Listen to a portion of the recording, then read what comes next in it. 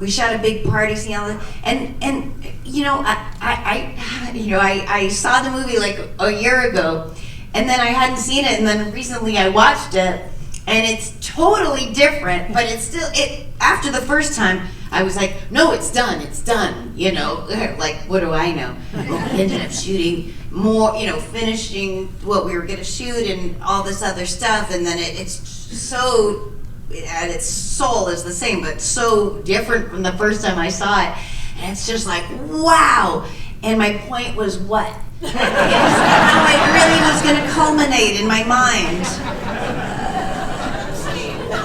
No. Anyway, that was good. It was good. Yeah. Oh, I know. Oh. That was a better ending, and now I'm just gonna shit the bed and I'll end it.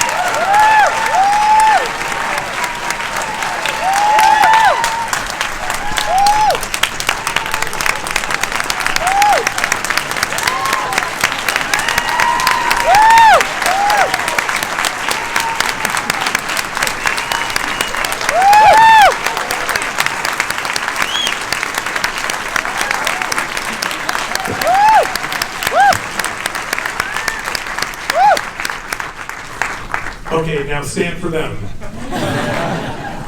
Hi everyone, my name is Clayton. I'm the Senior Awards Editor at Variety. Thanks for coming by today. I brought some friends with me and we're gonna have a chat. Sounds good? How'd you love Maestro?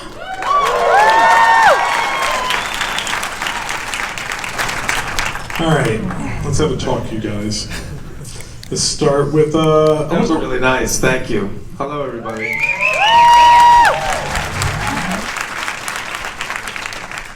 Bradley Cooper, director, producer, writer, star, Bradley Cooper. Amazing, listen, I love Star is Born, and then you do this, and I'm like, all right, so you're just gonna be a great director now, and just keep getting better every time. But this obviously was a passion project for you. Can you talk about the initial inception, the thought of bringing Leonard Bernstein to life for us to experience? It started with, thanks for saying that. That's a lot of pressure. It started with just a desire and a love of this kind of music and conducting since a kid, and then that segued. What's that? Oh, I thought I heard something. And that segued into Steven Spielberg was going to do a movie about Leonard Bernstein, and then I read a script that Josh Singer had written. But I was just in post on The Star is Born, and I said to Stephen, are you really going to direct it? Because if not, maybe I could research it and maybe write something, and I'd be happy if Josh joined me, and if there's a movie that I could think that I would want to make, or there's a reason to make. And then he said yes, and then I just started researching it, and then unearthed this amazing relationship, and then this incredible, talented, wonderful person signed on to do it, Carey Mulligan, right? And then we were blessed with Hawke to play our daughter. And of course, my sister over there, Sarah Silverman.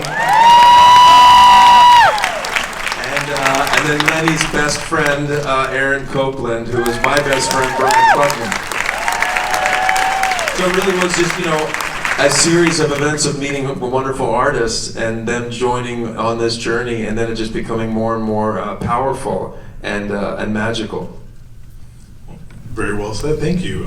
Carey Mulligan, the very talented Carey Mulligan. Felicia has brought to life heart and soul of Lenny's life and the film as well. Can you talk about stepping into her shoes to teach us about a very complex man that we thought we knew, but we had no idea?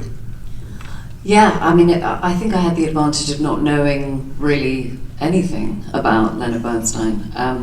and so getting to learn about their lives together and their marriage was just like opening a new brilliant book. It was just, there was so much to learn about them and what brought them together and what I think kept them together.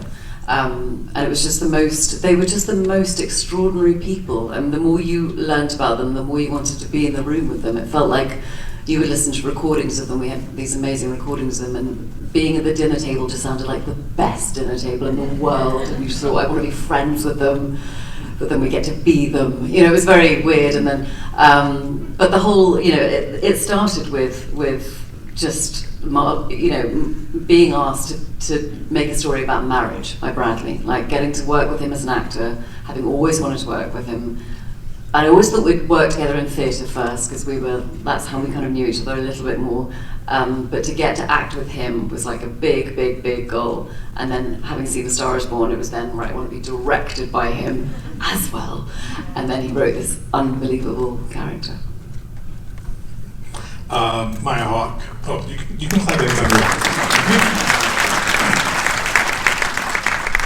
Maya Hawke, obviously Bradley and Carey have the pressure playing these two amazing people, but then you had some added pressure because kids are still here and you're playing kids that are obviously involved in the movie.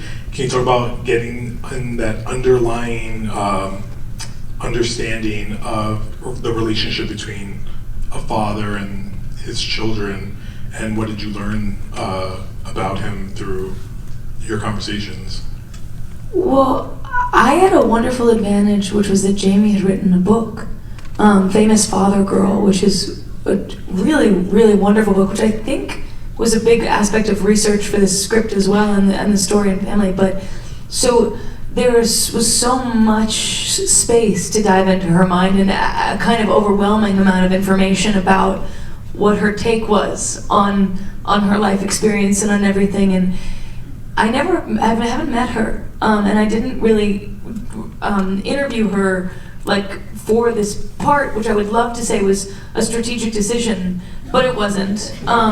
It was more like something that didn't feel like a necessity to me, especially because many members of the cast could not meet the person they were playing, and so it felt like being more one with everyone to not, but rather to use the evidence that she'd so lovingly left of her life and of her experience, of research that was available. And so that was so fun. But really, as much research as one does, I think that when it comes to acting and playing parts, it's way more about what's happening in the room than whatever has happened before.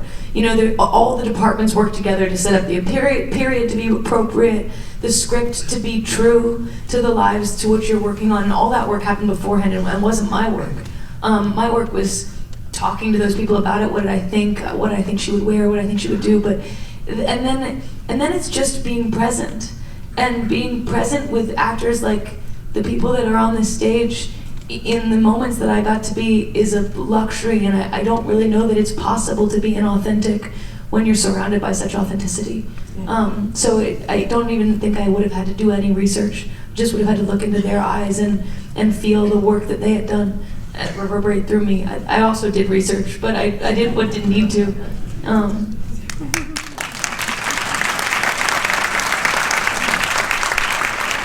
Everyone needs a Maya Hawke in their life. That's so sweet.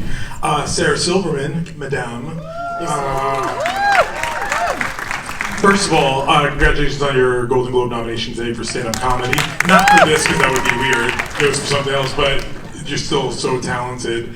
Can you talk about the first time you read the script and read Shirley, and how your reaction to her was and her relationship to Lenny?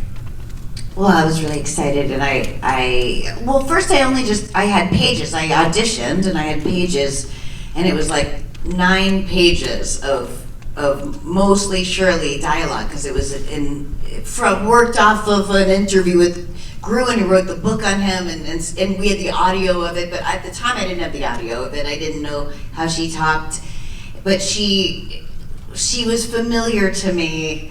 And here's a big exclusive that I don't think I ever told Bradley, but it was so many words and I had to learn it and put myself on tape. That a friend of mine who's in sound gave me an earwig, and I said all the lines into my phone, and then I played it back. And so when I was saying the words, I was listening for my next line, and it worked very well for me because I was forced to not be in my head. And I could hear him giving you the lines. I cast both of you. No, I never heard it. But and I got to meet the family. I got to meet Jamie and Alexander and Nina on a Zoom, and they immediately felt like Mishbuka, and I knew them. Like I totally knew them, you know. And I don't know if this is okay, but hey, whatever. We're all friends. Cone of silence. They told me the greatest thing about Shirley. This is a crazy fun fact, but I feel that there's enough time has passed that it won't have to be a big. We're cool, right? She was a producer on the quiz show that Quiz Show is based on. No! And yes, I can tell you that. And she her job was to give the guy the answers, and then Lenny kept her name out of the scandal. I have no idea what you're talking about. I actually don't even know who this is. But they called her our girl Cheryl, and they always kind of laughed as they talked about her, which is beautiful. And she was funny, and that was her currency. But I think there was a sadness underneath it all that she so wanted to be taken as seriously as her brother, which that was not to be. They were very close. I don't remember the answer, but I'm sure that was. I will say this: the wonderful thing about Sarah was again, the movie's about the two people, really, about Lenny and Felicia, and every other character is in service of their story, and the Jamie character really is a representative of all of the siblings. That was what it seemed when we were writing the script was the best way to focus on one child and actually have their impact of this barter, of this transaction, of this love, the impact, how it falls on her is a reflection of how it falls on all three of them. And she had so little real estate to convey all that, as does the friendship between Lenny and Aaron, as does the relationship between Lenny and his sister. And so to have these actors that were able to deliver in such specific ways with such a short amount of time was just a gold for a filmmaker. So I just want to thank them in front of you.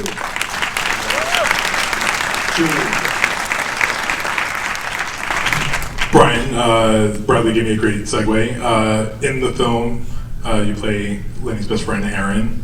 And as Bradley shared at the beginning, he says you're his best friend, even though he told me I was his best friend yesterday, but that's fine. Can you talk about what it was like to work with Bradley and be directed by him and see, him really just transform into a master in front of us? It was pretty special. The conducting thing, as he said, since he was a little kid, he was always conducting. So that was just kind of fun to watch him move into that space. But I felt so safe and challenged at the same time, which is a tough dichotomy to have, feel safe and challenged. And he really created that space. But it's funny, right from the beginning, he said, bro, it's just us. Sit there, we're best friends. We got to bring that to it. And he really encouraged, to just bring that truth. I think that's, I think underneath it all, it was just that struggle for truth. I think everybody up here who worked on the movie Bradley, if it's not truth, it's out. He just wants you to get into that place of reality. And, it could be tough working with your friends, and can be also challenging and scary and all of that stuff. But it was so great to have all that history be encouraged to come onto the set and into our interactions. Thank you. Carey, I have to ask you about the scene where, and listen, I've been a big Carey fan for a long time in Education, Brahms' Young Woman, Inside Llewyn Davis, the list goes on and on. But I really believe your gift to cinema is, I can say it with one word, Snoopy. It is such a fiery scene. Can you talk about getting into that moment and the preparation it took to execute it. Yeah, I mean, that was such an unbelievable gift as an actor to have that scene. And that was, that was one of the first things that I read in this script that Josh and Bradley worked on together, was this scene. So we wouldn't, in my head for like 4 years, we read it to each other hundreds of times. And every time I was so Bradley asked me to do this in 2018, so we had started work really then, and so every time I was in New York or LA, I'd go over to his house, we'd sit, we'd read it, and that scene was there from I distinctly remember the on the waterfront opening of the film with the phone call and the thing, and coming down to kind of all very mapped out from our first meeting. I mean, from literally the first time we met in 2018, and then also that scene became not long after that, and I just remember reading it and thinking, oh shit, that's the one. That's the scene, that's the audition scene, that's the scene that I'm definitely going to fuck up on the day. It's going to be the one that I'm going to worry about, and I'm going to think about it all the time, and I'm going to get there, and I'm going to completely tank it. And so it was just too good to be true as a piece of writing for a woman. It was just extraordinary. So yeah, it was just in our heads a lot. It's one of the ways in which we practiced our dialect with Tim Monick, our incredible dialect coach, was doing that scene. So I think by the time we got to shoot, it was the last thing we shot in that segment of shooting, right, in New York. And we went into this incredible set that Kevin Thompson had recreated, the Dakota apartment, and so it was like, you felt like you were in, it was bizarre, you felt like you were in the room, and Bradley set up that wide shot, and we did 3 takes of the thing from start to finish. That was the 3rd take, and then we all went home at 2. It was great. And to one up Bradley here, your big moment, and listen, 9 Oscar nominations later, you're one of the best that I've seen working today, but then you have a concert scene that is scary good, because I was like, oh, Leonard Bernstein's alive and he's just here hanging out, and you got him before he went to shoot this movie, because you really do transform. You talk about getting into that, because I heard it was just 1 take as well. Can you talk about getting into that mode? Thanks for saying that. And that is actually how it felt. Oddly enough, for most of the movie, it felt like he was there, and I just got out of the way. Is how it really did feel. He's such a powerful guy. I really do believe that's why, if that movie has affected you at all, it's because the power of these people. Time has bent for us, I think. Certainly for me, making this film. I don't understand how I didn't meet him. I don't understand that I don't know him. I can't get my head around that. And that conducting scene was something that I found in research. It's on YouTube. You can see it if you Google, if you YouTube Bernstein, Mahler 2, Ely Cathedral, it'll come up. And it's the end of the Resurrection, Mahler's Second Symphony. And it was the most incredible piece of music I'd ever heard, and I couldn't believe that it was never in a film. And I don't think it's ever been used in a movie, which I don't understand. Maybe Mahler and Lenny were waiting for this. I don't know, it's crazy, because it's just the most incredible, I was just floored, and I would play it for everybody I knew. I would say, have you seen this? Like all the time. And I said, well, we have to do this, this has to represent something in the movie, I don't know what.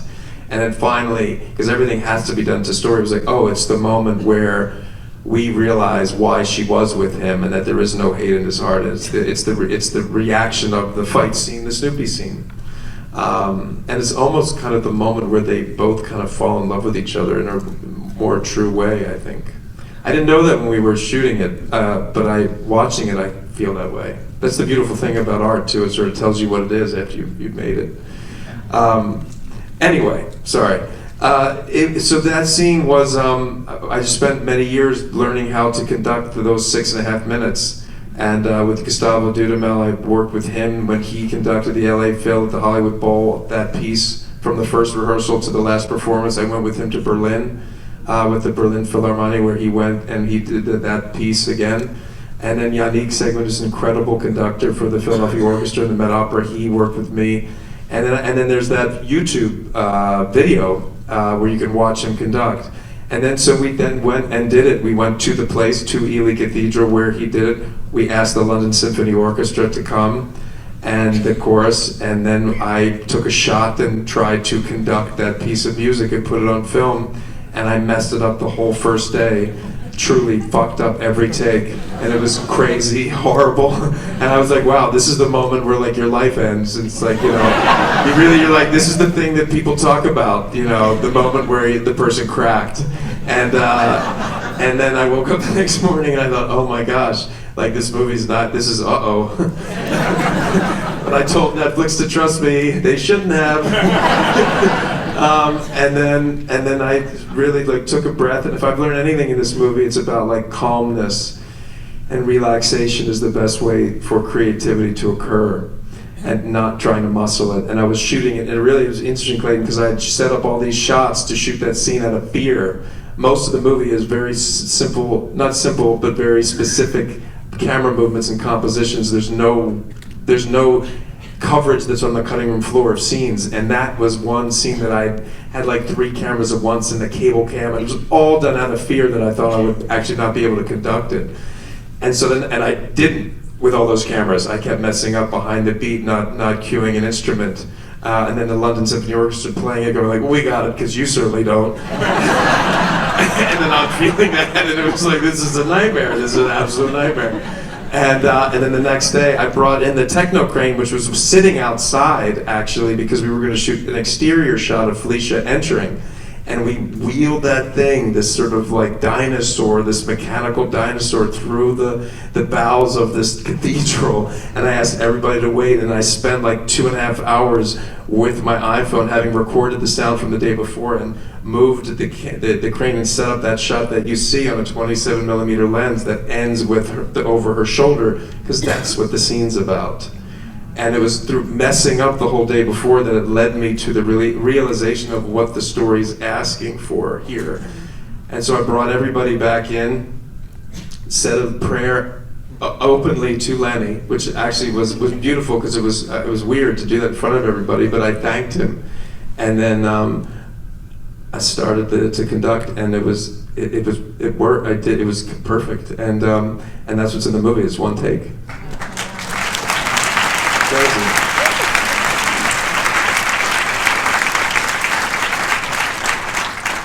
Now all of you go do that now. All right. My question for the other actors here, because Bradley is helming this movie, what's a really interesting or fun piece of advice that Bradley gave you on set being directed by him? What amazing thing did he do that he probably won't take credit for, because that's the type of guy he is? Anybody? Shall I go? I can't. I've never had an experience like it, and I think I can say the same for. I mean, to this end, the first time I ever met Brian Klugman, I'd never met Brian Klugman. I only met Aaron Copland, and he was wearing fake teeth, and his hair was, and he was rehearsing all of these anecdotes, and we were sitting doing this piece where we were on the floor, Lenny and Felicia are on the floor having a picnic, and Aaron Copland is sitting on a chair, and you see the beautiful crane shot comes in, he's telling all of these stories, and so I met him in that context, and Bradley would say, tell us another one, as Lenny, tell us another one, and then he would say, oh, okay, here's the story about Paris, and Brian had learned all of these incredible anecdotes in detail as Aaron, and had them all at the top of his tongue to just say them all, and then we'd hear that story, and then Lenny would ask for another story, and Aaron, and it was until like the following day in the evening when I saw that his teeth were fake, and I was like, thank God, because the teeth were just shocking. I mean, you don't actually see in the movie how bad they were. They were bad, but that was the level of incredible commitment that Brian had put in, but that everyone had been inspired to do, because Bradley had been doing it already for like 5 years. And so you got there, and it was like, you never heard action, you never heard cut, there was no like dramatic start and finish, like you walked into a playground, and as an actor, that's like the best thing. I mean, all I ever try and do is forget that there's cameras, and that was Bradley created a set where the crew were not the crew, they were the company. It was like a company making something, and so there was no distinction between you and other crew. It felt like it was all part of the same thing and everyone was telling the same story. So all of the artifice was taken away, so it was just easy to do. Like, you didn't have to push for things, it just came. And I think, like, I've never worked in that kind of environment ever with a director who could facilitate that kind of environment for actors.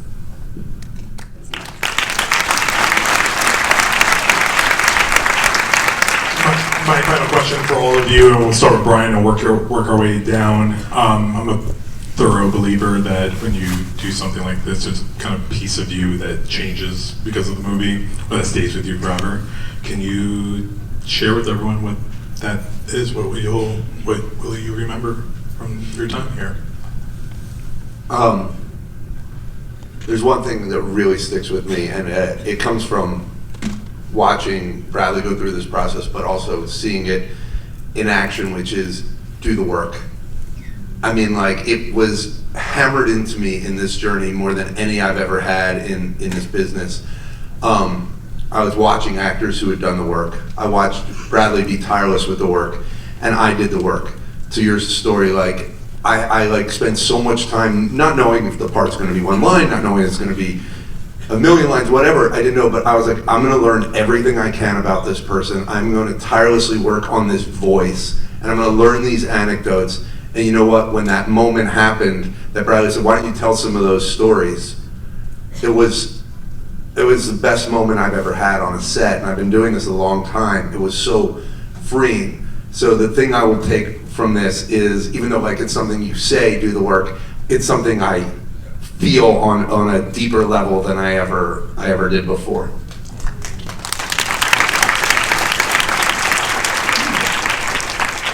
Sarah.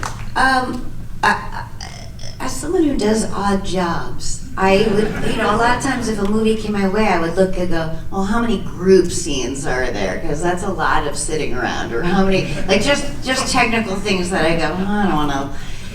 But this isn't going to be beautiful. It's just true. But he expected a lot from us. I feel like I still could have done more. But he did so much homework and knew exactly what he wanted and before we even got to set, he would have everything figured out.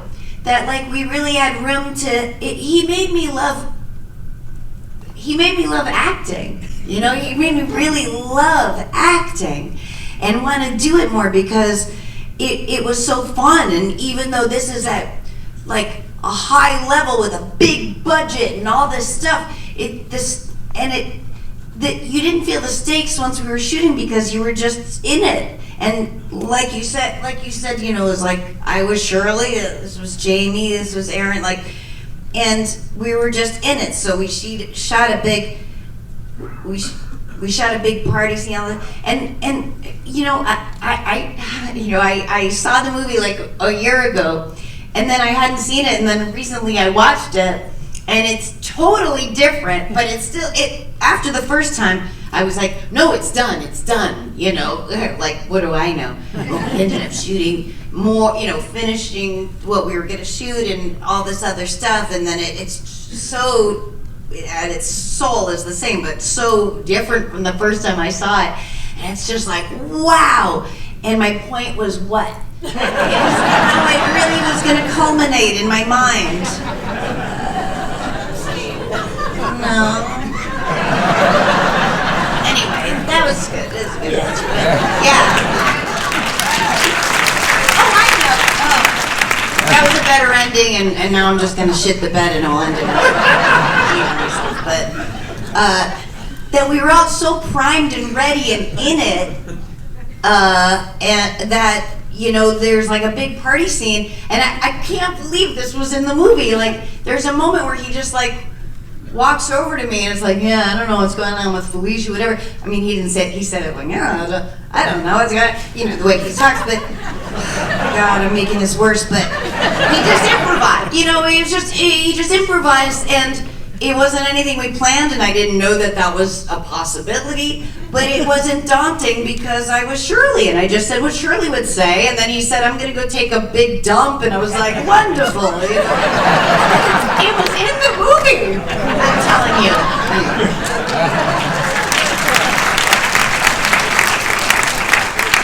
Brandy, she has a thing in her ear that they were saying it to her the whole time. That's what it was. Maya? In all honesty, since you asked your last question, I've been trying to thread the needle on this anecdote in my head, and I don't think I've done it yet still, but I'm gonna try. Because I just can't remember the exact context, but there was this moment where there's a dog in the movie, our family dog, and and the dog was not a professional dog. It was an amateur dog. And I promise this is gonna get to what you taught me and what I took in with my experience. But it was an amateur dog, and it was in the movie, and there was these moments where Bradley kept wanting me to run. This is why it's not a good anecdote, because I can't remember the exact context, but kept wanting me to run into this room and go get the dog and bring the dog out. And then he would send the dog back into the room for the scene again. And then I'd go in and get the dog and bring the dog out again. And I was having a mental internal crisis where I was like, this is not a professional dog. I am traumatizing this dog by going to it's so confused, it keeps getting in the room. And I was like gonna cry, I was like, where's the dog handler? Why am I getting the dog? It should be my job. And then something clicked, and I actually swear to God, this was like my turning point in understanding how to take my research and be in the movie that I was in. Like, it was the moment where I was like, oh, I understand what movie I'm in. I'm in this movie, this moment. Because I wasn't a professional dog either. And none of us were professional dogs in this situation, even though I'm sitting in a room full of some of the highest professionals in their field and speaking, which is embarrassing. But I was like, oh, I am with this dog in my beginner's mind right now on this set. And I need to figure out how to keep this dog calm, even though it's doing this repeated exercise and doesn't totally understand what's going on. Just like I need to figure out how to keep myself calm. And like Jamie's trying to be calm in the situation where her mother is sick. And where everything is out of control. And I was like, oh, he wants it to be real. That's why we have amateur dogs on this set, myself included, is because he wants it to be real. And it all, something clicked in my relationship I have to to defend the dog. I think he would be a little, he wasn't an amateur. You told me he was an amateur. No, I mean, he was a real dog. He wasn't, his profession was not acting, but he was on the set all the time. His name was Sweet Gene. He's an amazing dog. He was an amazing dog, he just wasn't a pro. He's a pro at what he does as a dog. I just gotta defend him, I'm sorry. Bradley won't stand for dogs being disrespected on this stage. But you're so right. Yeah, and I remember that very well. And it again, it's about being calm and you know, it was a horrible, that week of shooting when Felicia's dying, we were in that house. And again, we had such an incredible crew, because everybody, it was just, we went to work and everybody was quiet because we knew that Felicia was dying. And it really, honestly, it was like that. And we were still laughing, and the biggest laugh of the whole movie is when the doctor was trying to wheel up to tell her diagnosis, and it was so squeaky and he just couldn't do it. And I was just like, and he's actually was my doctor, Bernard Kruger. And I was like, Bernard, just roll up, just roll up. He's like, I'm Bradley, I can't do it. But you gotta tell her, dude, it's one take, I don't want to cut. So funny stuff did happen, but that was an example of what I remember with my dad was everything. It was just so surreal, and the smallest things drove me crazy.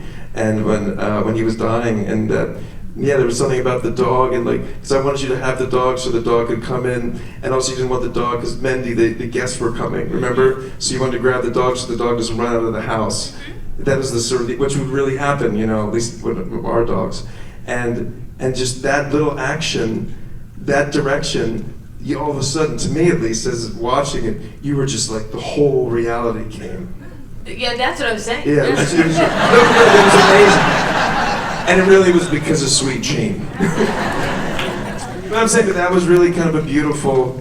Yeah, I'm glad Because you of brought the that up. realism you brought into the moment and the way Sweet in Jean which did it, yeah. you allowed. Well, but you hired Sweet Jean. I did. That's right. That's directing. Ending on a dog is the best part you can do. Sorry guys, they have to leave, so I need you to stay near your seats. You can stand up one more time and give a round of applause to the cast of Maestro, and then let them walk out. But thank you for coming. It's on What to Watch.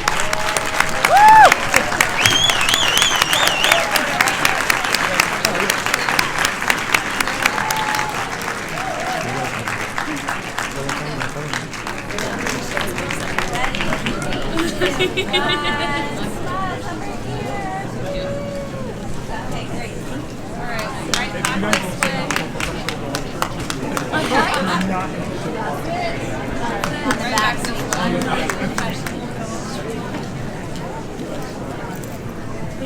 back.